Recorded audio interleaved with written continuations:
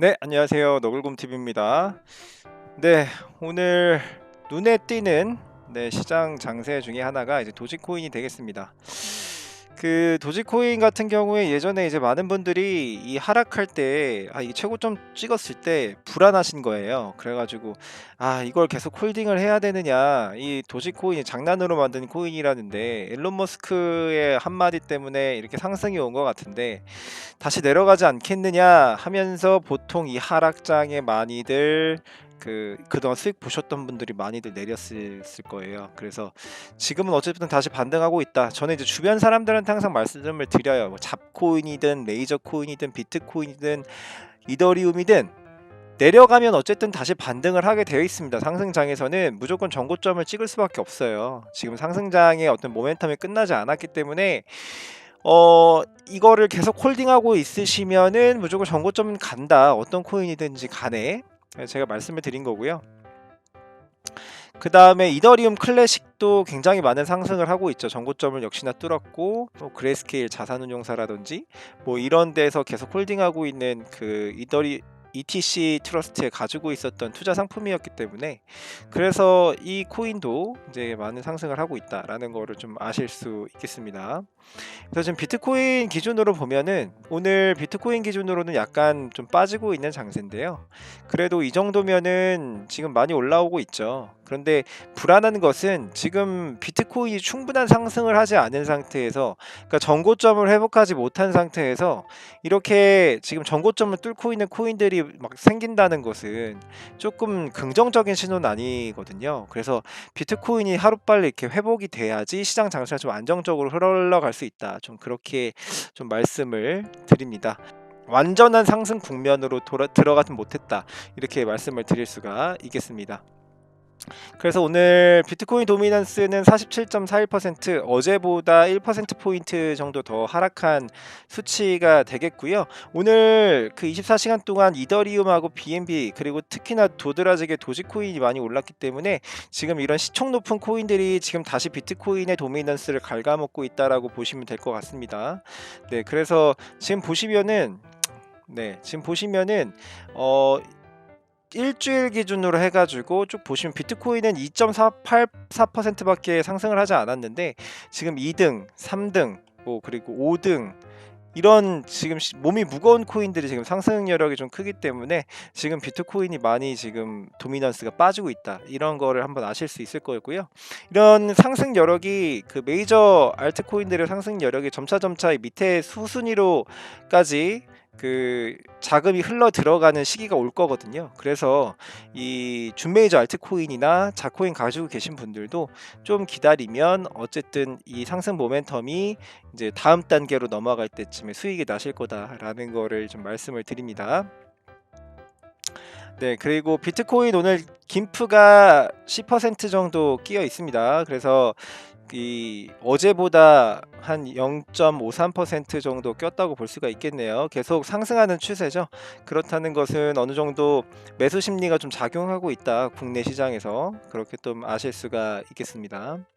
그래서 결국에는 비트코인이 전고점을 뚫고 올라가면 김치 프리미엄도 점점 벌어질 거기 때문에 그거는 참고하셔서 투자하시면 되겠습니다.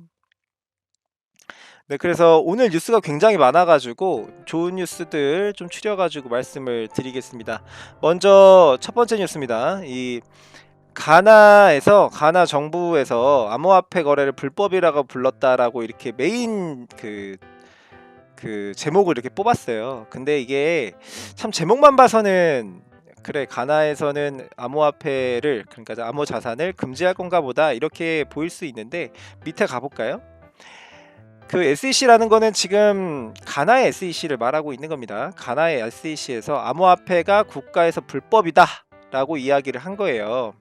그러면서 가나인들은 투자를 멀리해라 라고 이야기를 하고 있는 겁니다. 근데 마지막에 인터뷰 마지막에 뭐라고 하냐면 가나 중앙은행은 이를 결제 방식으로 취급하지 않으며 법적 규제를 받지 않는다. 그러나 프레임워크를 만들기 위해 노력할 것이다. 그러니까 안전하게 거래할 수 있는 프레임워크를 만들 거라고 밝히고 있는 겁니다. 그러면서 그렇게 될 때까지, 그러니까 그 프레임워크가 만들어질 때까지 규제 당국은 가나 사람들에게 암호화폐 거래에 참여하는 것을 원치 않는다고 촉구했다. 그러니까 그렇게 된다라는 건 뭔가요? 결국에는 암호화폐 시장을 그 안전한 투자 시장의 어떤 프레임워크를 만들어 놓고 투자를 허용해 주겠다라는 의미로 받아들일 수 있겠습니다. 그래서 이거 좋은 뉴스 하나 말씀을 드렸고요. 그러니까 결국에는 이렇게 안 좋은 타이틀을 뽑아놓고 결국엔 내용은 좋은 내용들이죠. 그래서 뉴스를 항상 주의 깊게 보실 필요가 있다, 이렇게 말씀을 좀 드립니다. 네, 다음 뉴스입니다. 소셜 투자 앱 인베스터에서 코인베이스 거래소를 통해서 암호화폐 거래를 시작했다, 뭐 이런 뉴스가 있습니다. 보면은 소셜 투자 앱 인베스터는 미국 사용자를 위한 암호화폐 거래 기능을 출시한다라고 발표를 했습니다. 그래서 지금 보면은 인베스터 팀은 최근 시리즈 A 파이낸싱에서 2천만 달러를 모금했으며 사용자 수가 100만 명을 초과했다라고 합니다. 네, 우리나라 돈으로는 200억 원 정도 되겠네요. 사용자 수가 100만 명이다 라고 이야기를 하고 있습니다. 그러니까 이 시장에 얼마나 들어오는 사람이 많은지를 지금 보여주는 그런 뉴스가 되겠습니다. 그래서 어제는 제가 그 K뱅크하고 그리고 암호화폐 투자 거래량 볼륨이죠, 그거를 제가 말씀드렸어요. 최근 한 달 동안 얼마나 많이 늘어났느냐를 말씀을 드렸는데, 한 달 새에 진짜 50% 이상이 증가를 했다고 말씀드렸는데, 지금 미국에서도 마찬가지로 이런 식으로 계속 투자 열풍이 불고 있다라는 거를 말씀드립니다. 그리고 다음 뉴스, 이거는 그냥 시황 관련된 건데요. 그 외신에서 4일 암호화폐 시장이 그 비트코인 점유율하고 이더리움 상승이 있었다랍니다. 그래서 밑에 보면 알트 시즌이 대바람에 따라서 시장 저염을 나타낸 비트코인 도미넌스가 40%까지 떨어졌다라고 되어 있고요. 그 3년 전이랑 좀 버블 때랑 비슷한 수준이다라고 이야기하고 있습니다. 근데 3년 전하고 비교하면 좀 어려운 게, 4년 전에 비트코인 도미넌스는 애초부터 2017년 2월 달에 86%에서 그 최고점까지 올라갔을 때, 그러니까 비트코인 가격이 최고점 찍고 떨어질 무렵쯤엔 비트코인이 도미넌스가 32.8%였어요. 그러니까 거의 50% 넘게 빠진 거거든요. 근데 지금은 2021년 2월 기준 해가지고 이때가 61%였는데 지금 47%, 46%다 라는 거는, 이거 하락률이 그렇게 이때 그 2017년도에 비해서는 굉장히 적은 거거든요. 그래서 뭐 사실 크게 뭐 우려할 정도는 아니다라고 저는 좀 판단을 합니다. 네, 그렇게 말씀드리고, 그 최고치를 계속 이더리움이 달려가고 있다라는 뉴스. 이더리움 제가 한 진짜 며칠 전 방송부터 지금 뭐 사실 거면 지금 들어가시는 게 맞다라고 이제 말씀을 드렸습니다. 뭐 욕심 부리지 말고 더 낮은 지점에서 사시려고 하지 마시고 지금 사도 충분히 싸게 사는 거다라는 거를 계속 제가 말씀을 드렸고, 이더리움이 계속 상승할 거다라고 말씀을 드렸습니다. 그래서 보면은 최고치 갱신으로 기술적 차트상에 저항 라인이 없다라는 거예요. 그러니까 지금 물린 사람이 없는 차트라는 거예요. 이제 최고치 최고가를 갱신했기 때문에 위에 이제 저항선이 없어요. 그러니까 계속 상승하고 있다. 거기다가 고래의 매수도 관측되고 있다 라고 이야기를 하고 있습니다. 그래서 이더리움이 왜 기술적으로 어떤 이슈가 있었느냐를 보면, 제가 매일매일 말씀드리죠. 그 디파이 시장 그리고 NFT 시장, 이런 것들이 다 이더리움 2.0 생태계에서 돌아가는 코인들이기 때문에, 그래서 지금 이 이더리움 시장은 사실 망할 수가 없다, 계속 그 저변이 계속 넓어지고는 있다, 이렇게 말씀을 드립니다. 그래서 뭐 이더리움의 가장 큰 이슈죠. 이제 전송할 때 그 코인을 다른 지갑으로 전송을 할 때 이 가스 수수료가 너무 비싸다라는 어떤 그런 그 문제 제기를 계속 바이낸스 CEO도 계속 하고 있었고요. 그런데 향후의 업데이트에서 그 이런 것들을 고칠 수 있다라는 여지를 주고 있습니다. 그래서 이더리움은 더 이제 어떤 제일 약점인 가스, 수수료적인 부분이 어느 정도 좀 커버가 될 수 있다 그러면 더 상승한 여지는 크다라고 그렇게 말씀을 드릴 수가 있겠습니다. 그리고 이것도 하나의 이더리움의 가격을 상승하는 요인 중에 하나인데요. 그 5월 4일 현재 이더리움 2.0 네트워크의 발리데이터가 그 몇인가요? 12만 8천을 넘었다고 합니다. 그러니까 여러분들 그거 있으실 거예요. 그 바이낸스의 스테이킹 서비스에 들어가면 이더리움 2.0 스테이킹 서비스를 제공을 하고 있습니다.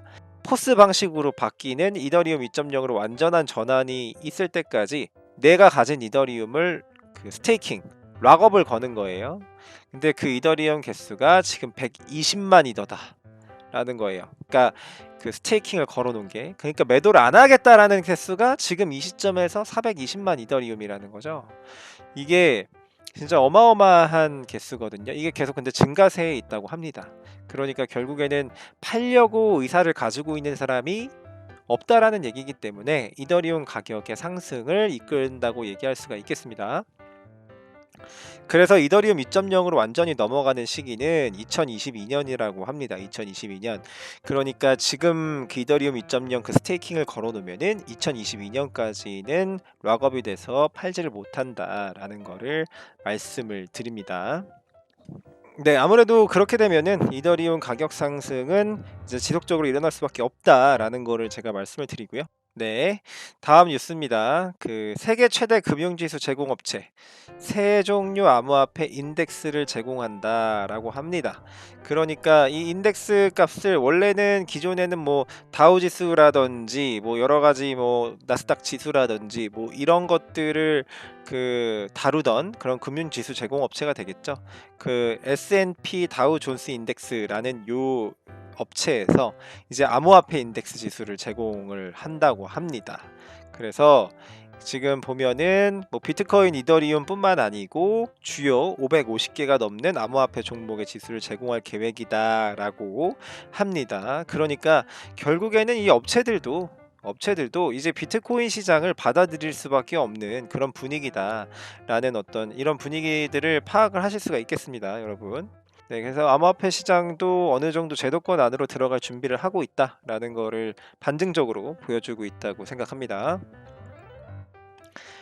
그리고 이제 블록캡이라는 이제 그 북미의 이제 가장 큰 채굴 그 업체죠. 블록캡에서 그 채굴기를 8,000개를 확대를 했답니다. 그리고 2023년까지는 5만 개의 비트코인 채굴기를 가동하려고 한답니다. 이렇다라는 얘기는 사실 여러분도 아시겠지만 하락장이 좀 길어져 가지고 그 진짜 우리가 얘기하는 그 찐 하락장이 오면은 그 이런 채굴 회사들이 자기들이 갖고 있는 채굴기 그리고 개인 조그마한 채굴장에서 나오는 이제 채굴기들을 많이 이제 내다 팔기 시작하거든요. 그런데 아직 이렇게 채굴기를 계속 추가적으로 매수를 해가지고 구매를 해가지고 계속 사업을 확대하고 있다라는 그런 얘기입니다. 그러니까 제가 얼마 전에도 이 말씀을 드렸지만 이 코인 시장에서 소식통이 제일 빠르고 정확한 곳이 바로 채굴 사업을 하는 곳들입니다. 채굴업자들.